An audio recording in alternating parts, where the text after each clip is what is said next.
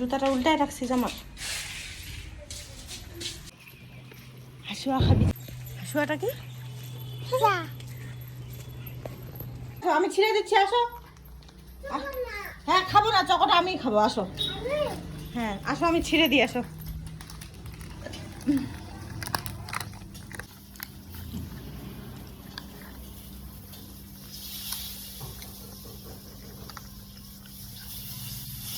Tasty করে। Hello everyone, welcome back to my channel. কেমন আছো তোমরা সবাই? আশা করছি অনেক অনেক অনেক।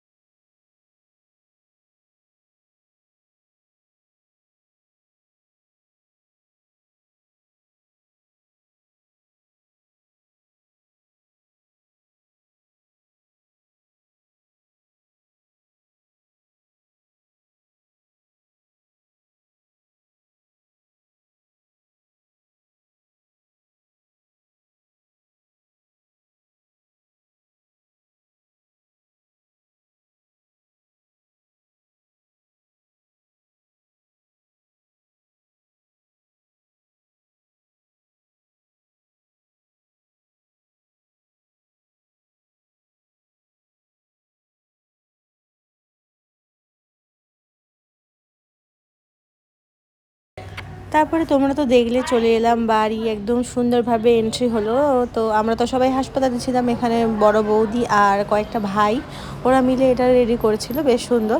তারপরে দুপুরবেলা খাওয়া দাওয়া করে দুপুরে একটু রেস্ট করছিলাম, জানোই তো সারাদিনে হাসপাতালের জার্নিটা কেমন। তারপরে খাওয়া দাওয়া করে রেস্ট করতে না করতে আমার দাদা, মানে ছেলের বাবা পুচকাদা, তো আবার নিয়ে চলে আসলো বিরিয়ানি। আমি বললাম যে খাবো না, রাত্রেবেলাতে এমনি মাটন রান্না হবে আর কি। তো এই যে আমি এখন সুন্দর করে মাটন রান্না করছি, আর এই যে হলো বৌদির ভাত, একদম গলা গলা ভাত। আর এই যে আমি নিজেকেও একটু দেখিয়ে দিচ্ছি কেমন অদ্ভুত অদ্ভুত লাগছে, কারণ দু তিন দিন ধরে নার্সিংহোমে যাওয়া আসা করলে রুগী না হোক অটোমেটিক রুগীর মতো হয়ে যায়। আর এটা হবে বৌদির জন্য মশালা বড়ি, একদম সুন্দর আদা আর হলো এই যে গোলমরিচ দিয়ে এটা আমাদের খায়, কারণ তাহলে কাঁটাটা যে হয় ওই কাঁটাটা তাড়াতাড়ি শুকোয়।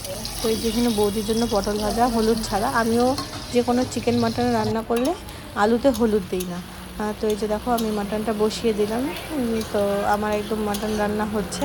চলো আমি মাটনটা রান্না করে নিই। আর তোমাদের আজকের ভিডিওটা কেমন লাগলো তোমরা অবশ্যই কমেন্ট করে জানিও। এই যে মাটন কষানো চলছে আমার, আর ভিডিওগুলো কেমন লাগলো। আর ওই যে বললাম আমার একটা মিস্টেক হয়ে গেছে, আগের ভিডিও পরে পরের ভিডিও আগে, যদিও সেরকম একটা বোঝা যাচ্ছে না, কিন্তু আমার নিজের মনে হচ্ছে যে না এটা ক্লিয়ার করে দেওয়া উচিত। তো চলো আমি মাটনটা রান্না করে নিই। আর পরে কোনো কিছুই শেয়ার করা হয়নি, কারণ পরে আর ভিডিওই করা হয়নি, শরীরটা একটু দুর্বল দুর্বল লাগছিলো, খাওয়া দাওয়া করে ঘুমিয়ে পড়েছিলাম। তো চলো এই যে দেখো মাটনের কালারটা কেমন এসেছে তোমরা একটু কমেন্ট করে বলো। চলো টাটা, তোমাদের সাথে দেখা হচ্ছে নেক্সট আবার ইন্টারেস্টিং কোনো ভিডিওতে। চলো টাটা।